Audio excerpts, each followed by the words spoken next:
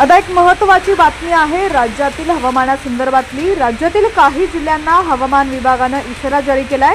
पाहुयात पुढील 24 तासांमध्ये राज्याच्या कोणकोणत्या भागांमध्ये पावसाची शक्यता आहे। मे महिन्याच्या शेवटच्या आठवड्यात राज्यभर पावसाने दमदार हजेरी लावल्याचं पाहायला मिळालं। मागील काही दिवसांपासून राज्यात पावसाने विश्रांती घेतली असल्याचं चित्र आहे, परंतु 5 जून पासून राज्यात मान्सून पुन्हा एकदा सक्रिय होण्याची चिन्ह आहेत। राज्यातील काही जिल्ह्यांना हवामान विभागाने इशारा जारी केलाय। पाहुयात पुढील 24 तासांमध्ये राज्याच्या कोणकोणत्या भागामध्ये पावसाची शक्यता आहे।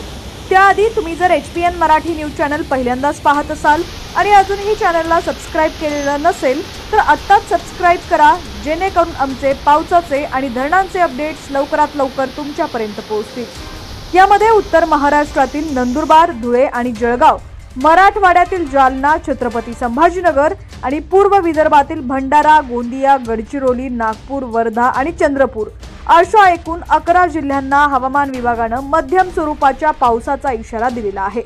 या जिल्ह्यांमध्ये मध्यम पाऊस होऊ शकतो। तर राज्याची राजधानी मुंबई शहर आणि उपनगरात ढगाळ आकाश राहील, तर अधूनमधून हलक्या सरींची शक्यता आहे।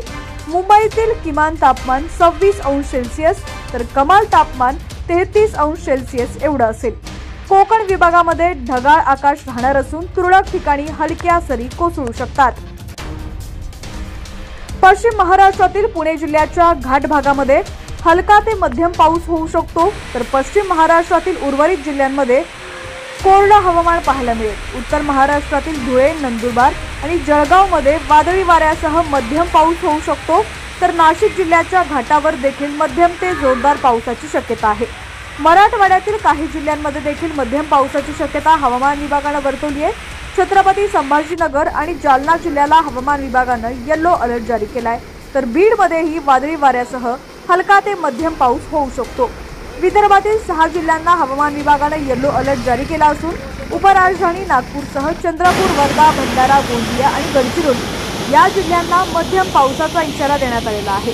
तर पश्चिम विदर्भातील जिल्ह्यांमध्ये तुरळक ठिकाणी हलका ते मध्यम पावसाची शक्यता आहे।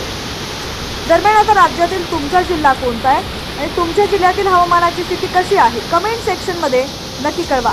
चॅनलवरती नवीन असाल आणि अजूनही HPN मराठी न्यूज चॅनलला सबस्क्राइब केलं नसेल तर आत्ताच YouTubeवरती सबस्क्राइब करा। हीच बातमी तुम्ही फेसबुकवरती पाहत असाल तर आमच्या HPN मराठी न्यूज या फेसबुक पेजला फॉलो करायला विसरू नका।